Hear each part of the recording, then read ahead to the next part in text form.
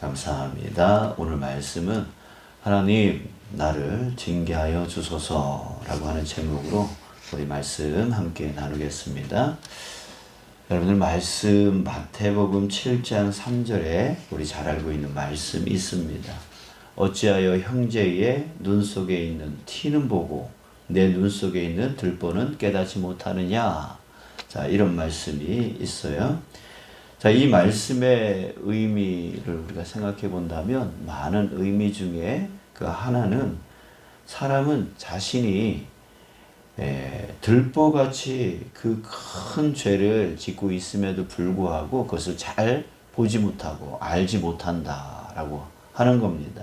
남의 조그만 것들은 보지만 나의 그 큰 들보, 그 큰 들보 같은 그 큰 죄를 잘 보지 못한다. 자, 여러분들은 지금 자신의 죄를 찾으라 라고 한다면 여러분들 지금 찾을 수 있으시겠습니까? 예, 우리 지금 잠깐 동안이라도 우리 한 가지를 한번 생각해 보셨으면 좋겠어요. 내가 어떤 죄 가운데 있는지. 자, 그런데 우리가 죄를 찾으라라고 했을 때 어찌어찌 이렇게 찾을 수는 있을 거예요. 자, 그런데 문제가 있습니다. 무슨 문제냐면 그 죄가 그 찾아낸 그 죄가 얼마나 큰 죄인지, 얼마나 그 심각한 죄인지 그것에 대한 인식을 잘 못한다라고 하는 게 또 문제입니다. 심각성을 잘 몰라요. 그래서 회개의 필요성, 또 회개하더라도 그저 그 심각성을 모르기 때문에 그냥 회개하더라도 그냥 밋밋하게 형식적으로 회개를 할 때가 많습니다.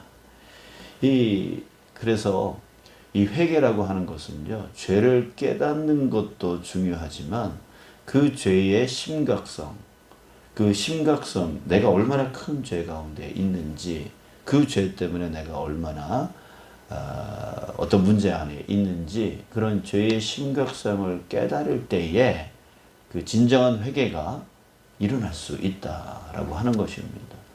우리 가끔씩 TV 매체를 보면은 청소년들이 그 폭행, 그 동년배 친구들을 폭행해서 그 경찰에 이렇게 붙잡힌 사례들을 보게 되어지는데 이 아이들이 자기네들이 왜 그 폭행이 문제인지에 대해서 잘 모르는 경우들이 그런 TV에서 나오는 경우가 있어요.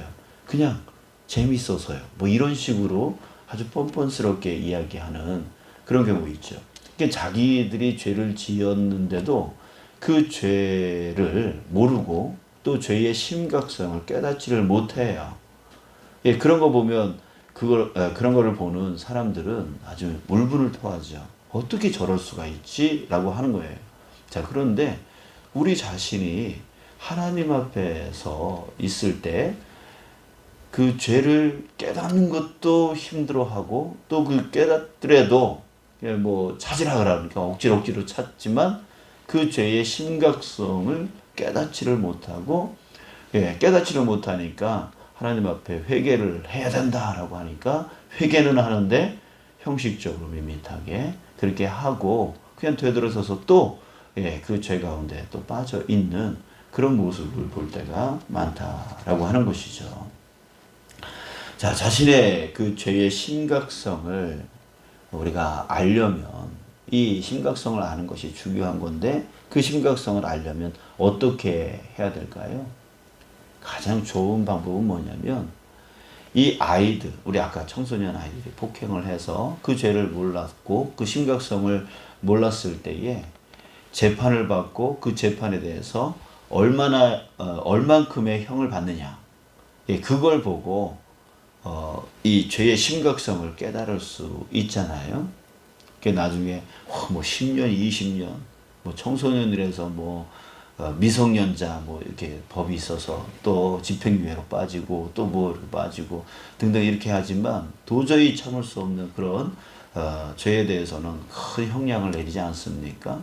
그런 것처럼 그때서야 내가 심각하게 죄를 지었구나라고 하는 것을 깨달을 때가 있어요. 그런 것처럼 우리가 죄를 깨닫고 그 죄의 심각성을 알게 되어진 때는 언제냐면 하나님의 징계, 그 하나님의 징계가 있을 때, 그 징계를 통해서 내가 이런 심각한 죄를 짓고 있었구나 라고 하는 것을 깨닫게 되어진다 라고 하는 것이죠.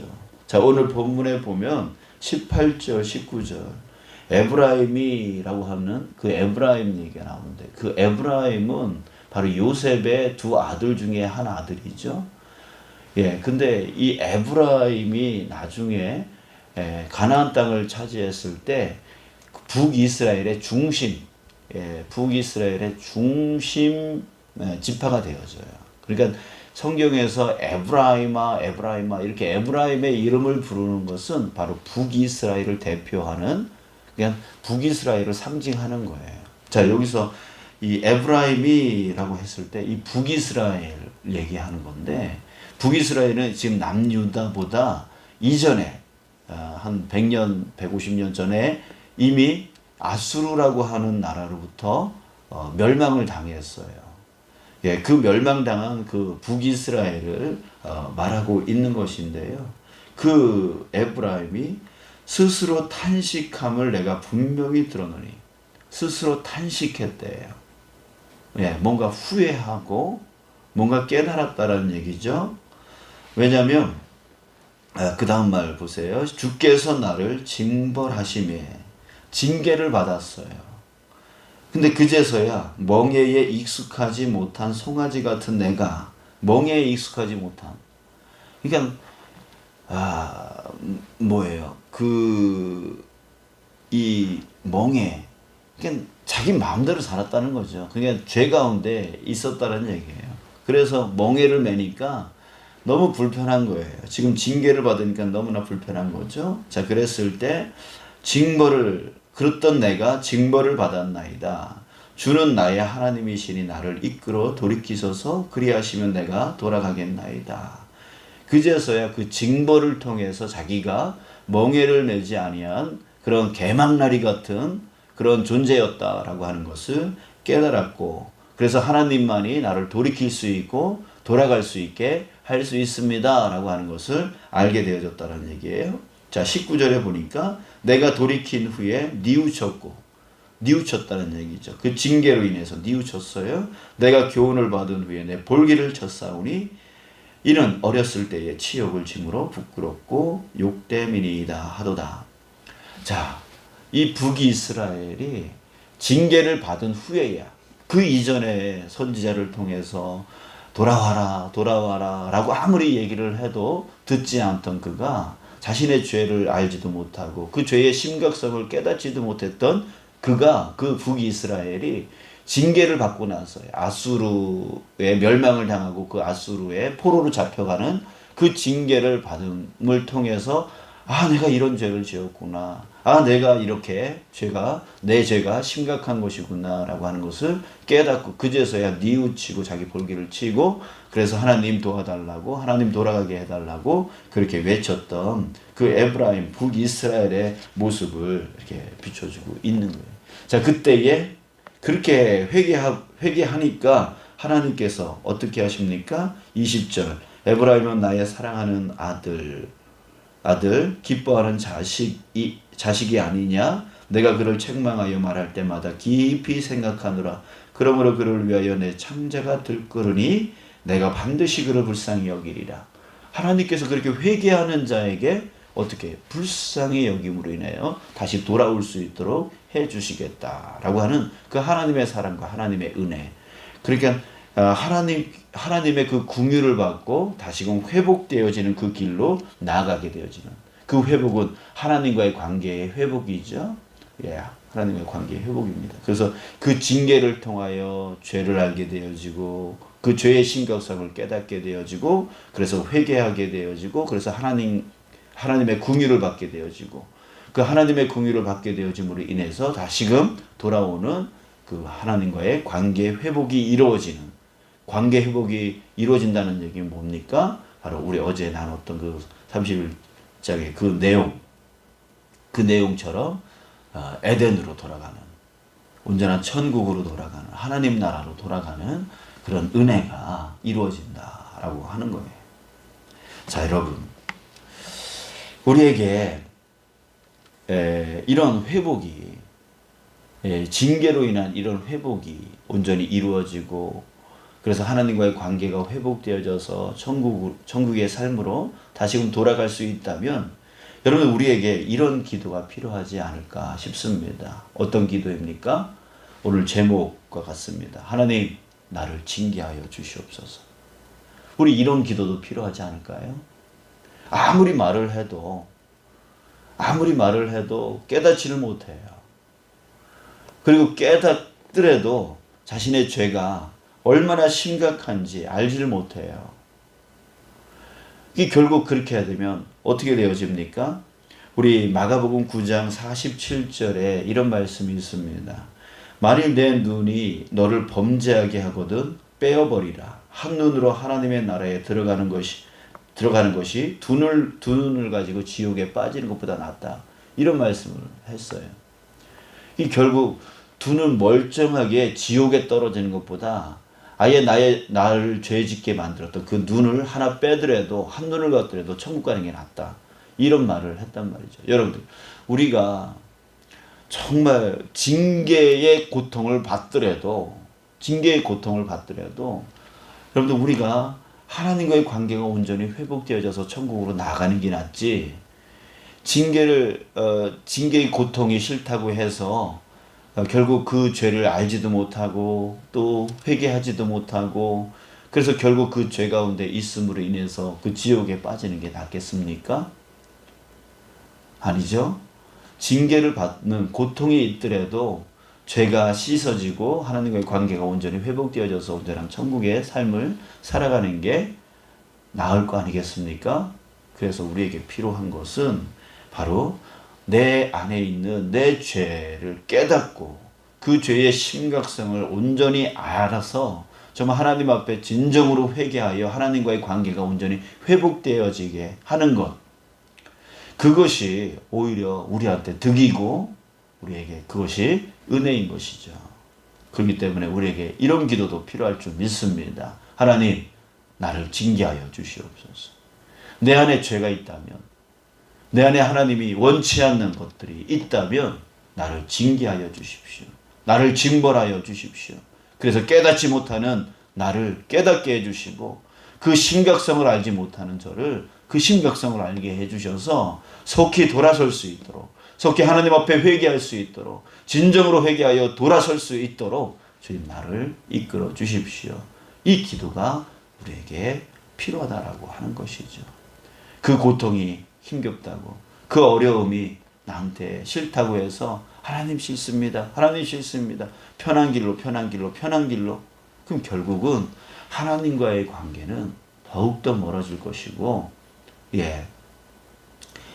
우리의 삶 가운데 하늘문이 닫혀져 버릴 것이고요. 우리는 더 교만하고 자만해질 것이고요. 그리고 하나님과의 관계는 더 멀어지게 되어질 것이고요. 우리의 믿음은 계속 좀먹고 들어가서 결국 믿음이 연약해지고 믿음으로부터 끊어져 나갈 것입니다. 여러분, 그렇게 되기를 원하십니까? 저는 그렇게 되기를 원치 않습니다. 징계를 받더라도 죄를 깨닫고 그 죄의 심각성을 알아서 하나님 앞에 무릎 꿇고 눈물로 기도하고 회개하는 그런 역사가 저는 일어나기를 소원합니다. 여러분, 진정한 회개는 큰 부흥을 일으킵니다.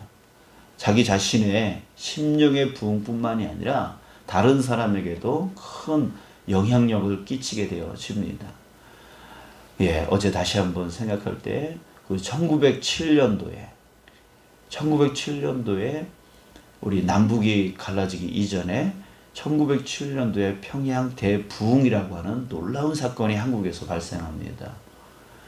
그 사건, 그 평양 대부흥이 평양에서만 일어난 게 아니라 그 평양을 기점으로 해서 시작을 해가지고 전국의 모든 교회에 영적 부흥이 일어나게, 그것이 번지게 되어져요. 근데 그 시작이 길선주라고 하는 당시에 그 장로님이셨습니다. 아직 이제 목사 안수를 받기 이전에 장로님이셨는데 길선주라고 하는 그 장로님이 그 집회에서 은혜를 받고요. 자신은 아간과 같은 그런 죄인입니다라고 하는 정말 놀라운 사실을 사람들한테 알립니다. 얼마나 그것은 부끄러운 일이고 정말 장로로서 내놓을 수 없는 그런 죄악된 모습이었습니다. 그러나 그 죄를 자신은 아간과 같은 그런 죄악된 사람이다라고 하는 것을 고백할 때에 그 자리에 앉아있던 사람들의 마음이 감동되어져서 자신들의 그 죄도 다 드러내게 고백하게 되어져요. 그러면서 그곳에 눈물바다가 되어지고 회개의 역사가 일어나게 되어지고 이제 그런 것들이 주변의 다른 교회에 그래서 전국에 퍼져서 온통 한국 교회가 완전히 회개하고 비도덕적인 삶, 비윤리적인 삶 가운데서 다시금 돌아와 온전한 그리스도인으로서 도덕적이고 윤리적인 삶으로 살아갈 것에 대해서 고백하여 나가는 그런 영적 대부흥이 일어나게 되어져요. 글을 한번 더 읽어보니까 이런 얘기도 있더라고요. 그 당시에 경찰 순사가 그 가운데 참여를 했대요. 거기에 어떤 흉악범을 잡으려고 거기에 그 몰래 들어와 앉아 있었다라고 하는 거예요. 그런데 이 사람들이 은혜 받고 죄를 회개하는 에서 이 사람도 자신의 죄를 자기는 예수 믿으려고 그 자리에 있었던 게 아니라 흉악범을 잡으려고 그 자리에 있었는데 그 은혜를 이 사람도 받고 거기서 자기도 회개 자복하면서 그 복음을 받아들이고 예수를 믿게 되었다라고 하는 그런 일화도 있었다라고 해요. 여러분들 이런 진정한 회개가 바로 진정한 부흥을 일으키는 거예요. 여전히 죄 가운데 빠져 있고 자기를 속임 가운데 하나님과의 관계가 온전히 회복되지 않은 가운데 있는데 교회가 부흥할 수가 없는 거예요. 하나님의 그 영적 성령이 임할 수가 없고 관계가 있어야 되는 거예요. 이 교회가 이 한국 교회가 온전하여지려면 자신의 죄를 깨닫고 그 죄가 얼마나 심각한가를 알고 깨달을 때에 이 한국 교회는 온전히 변화받을 수 있고 세계 교회는 변화되어질 수 있고 다시금 영적 강력함으로 회복되어져서 선한 영향력을 끼쳐나갈 수 있는 그런 우리 그리스도인이 될 수 있는 것입니다. 사랑하는 여러분, 우리에게 이것이 필요해요. 이 기도가 필요해요. 하나님, 나를 징계하여 주시옵소서. 이 기도가 우리에게 반드시 필요합니다. 자, 여러분, 우리 이 세 가지 기도를 잊지 맙시다. 죄에 대한 세 가지 기도. 첫 번째, 주님 나의 죄를 깨닫게 해주십시오. 두 번째, 더 중요한 것은 그 죄의 심각성을 알게 해주십시오. 그 죄가 나의 하늘문, 나에게 복을 쏟아 부어주실 그 하늘문을 닫고 있다라는 사실, 나를 교만하고 자만하게 만들고 있다는 사실, 내 믿음을 좀먹고 있다라고 하는 사실, 하나님과의 관계를 소원하게 만들고 멀리 있게 만들고 형식적인 신앙 가운데 살게 만들고 있다라고 하는 사실, 그 심각성을 깨닫게 해달라고 기도해야 됩니다. 세 번째, 그래도 깨닫지 못하고 그래도 심각성을 알지 못한다면 최후에 이런 기도를 해야 되는 거예요. 하나님, 나를 징계하여 주십시오. 나를 징벌하여 주십시오. 이 기도를 함으로 정말 하나님과의 온전한 관계 가운데로 나아갈 수 있게 되어져야 되는 것입니다. 사랑하는 여러분, 저와 여러분들이 바로 이 회개, 정말 온전한 회개를 통하여 하나님과의 관계가 온전히 회복되어지고, 우리 자신으로 인해서 가정이, 또한 교회가, 또 우리가 가는 곳곳마다 하나님의 축복의 통로가 되어질 수 있는 그런 저와 여러분들 되길 주님의 이름으로 축복합니다. 기도하겠습니다.